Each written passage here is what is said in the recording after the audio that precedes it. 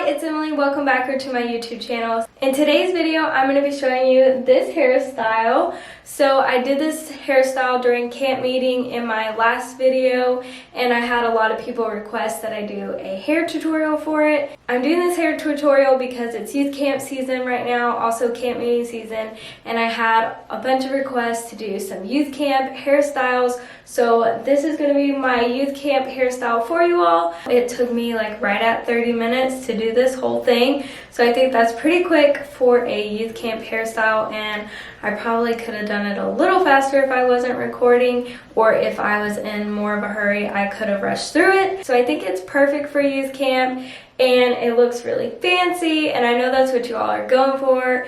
I know it's not all about looks and your hair and your outfits, but I know how it is as a young person when you're going to youth camp and you want to look really nice. I get that.